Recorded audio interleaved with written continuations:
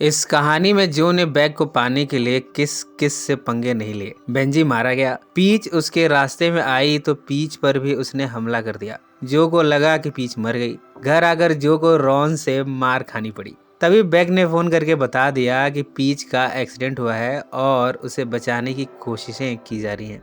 ये सुनकर घायल जो के होश उड़ गए। इस समय रॉन ने उसकी खूब धुनाई की है। फिलहाल जो बैग के घर जा रहा है। बैग की सहेलियां भी वही हैं। पीच भी हॉस्पिटल से रिहा होकर वहीं पहुंची है। पहले तो बैग जो को वेलकम करती है, पर जैसे ही पीच जो को देखती है वो इल्जाम लगाती है कि उस पर हमला और किसी ने नहीं बल्कि जो ने ही किया है। जो की इतनी पिटाई हुई है कि वो खुद ही विक्टिम दिख रहा है। ऐसे में कोई भी पीच के इस दावे पर भरोसा नहीं कर रहा कि जो भला पीच पर हमला कैसे कर सकता है, और कोई वजह भी तो दिखे। और पीच का सिर्फ ये अंदाजा है, उससे भी नहीं मालूम कि उस पर अटैक करने वाला आखिर था कौन। इतने में जो किचन में बैग के नजदीक जाने की कोशिश करता है, तभी पीच आकर इन्हें डिस्टर्ब करती है। पीच अपनी बैग को किसी और के नजदीक जाते देख नहीं सकती। जो ने यहाँ फ्लाइट की टिकट देख ली है। पीच और बैग यहाँ से फ्लाइट पकड़कर जाने वाले हैं। ये सब जब जो को पता चला है तब उसे इस बात का गुस्सा है कि पीच ने बैग पर इतनी पैठ बना ली है। जो को इस बात का भी गुस्सा है कि बैग ने एक बार जो से डिस्कस करना भी जरूरी नहीं समझा। घर के सामने जो से मिली है पैको की मदर। वो जो से रिक्वेस्ट करते हुए कहती है कि प्लीज रॉन की पुलिस में कंप्लेन मत करना। वो कहती है कि मैं जानती हूँ कि रॉन काफी हिंसक है, वो बदल जाएगा। जो कहता है कि लोग बदला नहीं करते, पर वो इस बात का भरोसा दिलाता है कि वो पुलिस में कंप्लेन नहीं करेगा। जब जो लाइब्रेरी जाता है तब बैग आकर उसे बताती है कि पीच के साथ वो छुट्टियां मनाने ग्रीनविच जा रही है। जो यहाँ बैग को कन्विंस करता है कि पीच विक्टिम कार्ड खेल रही है। वो बैग को अपनी तरफ आकर्षित करना चाहती है। वो बता देता है कि पीच को बैग से प्यार है। बैग को ये सब बातें बकवास लग रही हैं। वो यहाँ से गुस्से में चली गई। जो ने फ्रस्ट्रेशन में कार निकाली। उसने अब पीच की जान लेने की ठान ली है। वो निकल पड़ा है पीच के घर की तरफ, पर जैसे ही वो कार से गुजर रहा है उसके सामने हिरण आ गया। जो का एक्सीडेंट हो गया। इस जंगल में पुलिस भी आ गई। जो जैसे तैसे पुलिस वाले से बच पाया, पर पुलिस वाले ने जो की कार का नंबर नोट कर लिया। यहाँ जो को एक लड़की की झलक भी दिखती है। इसका नाम कैडेंस है। अब ये कैडेंस कौन है, ये इस कहानी में राज है। कैडेंस वास्तविकता में है नहीं, सिर्फ जो की कल्पना में आती है। जो यहाँ से बचकर पहुंचा है पीच के घर। आज वो पीच को मार डालने वाला है। यहाँ भी जो को कैडेंस दिखती है, पर कैडेंस तुरंत ही गायब हो जाती है। ऐसा लगता है कैडेंस जो की पास्ट में गर्लफ्रेंड थी। फिलहाल पीच और बैग यहाँ पहुंच गए हैं। जो खुद को छिपा लेता है। पीच बैग को सरप्राइज देते हुए कहती है कि वो बैग को लिए पेरिस जा रही है। बैग को अब पीच पर शक हो रहा है। जो इनकी बातें छिपकर सुन रहा है। बैग जब बाथटब में जाती है तब पीच छिपकर अश्लील निगाहों से उसे देखती है। जो को ये सब अच्छा नहीं लग रहा। भला उसकी गर्लफ्रेंड को कोई और देखे, ये उसे बर्दाश्त नहीं। जो पीच का ध्यान भटकाने के लिए दूसरे रूम का दरवाजा जोर से बंद करता है। पीच उस आवाज वाली दिशा में जाती है। अपने बैग से गन निकालती है। ये देखकर जो हैरान है कि पीच के पास गन है।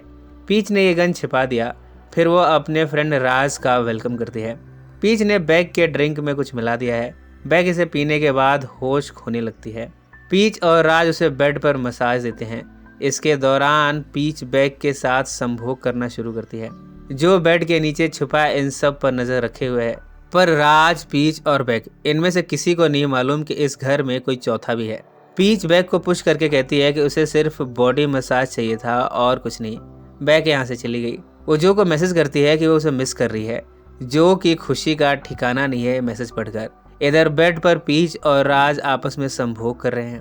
यानी पीच को बैग के साथ साथ मर्दों में भी इंटरेस्ट है। जब तक पीच और राज का संभोग चलता रहा, जो बेड के नीचे ये सब आवाजें सुनता रहा, पर वो बैग के मैसेज का रिप्लाई भी करता रहता है। बैग कहती है कि वो पेरिस नहीं जाना चाहती।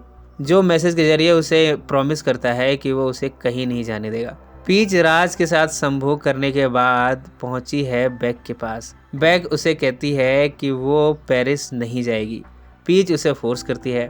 बैग कहती है कि तुमने मेरे साथ अश्लील हरकत की थी मसाज के दौरान। वो बता देती है कि जो ने ऑलरेडी इन सब के बारे में उसे वार्न कर दिया था। पीच इन सब बातों से इनकार करती है। यहाँ इन दोनों में कहासुनी होती है। जो इनकी बातें छुपा हुआ सुन रहा है। बैग गुस्से में यहाँ से निकल गई है।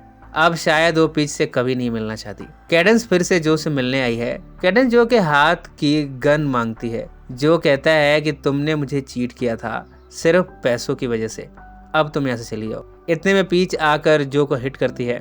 जो जमीन पर गिरता है। पीच उसे गन पॉइंट पर लेती है।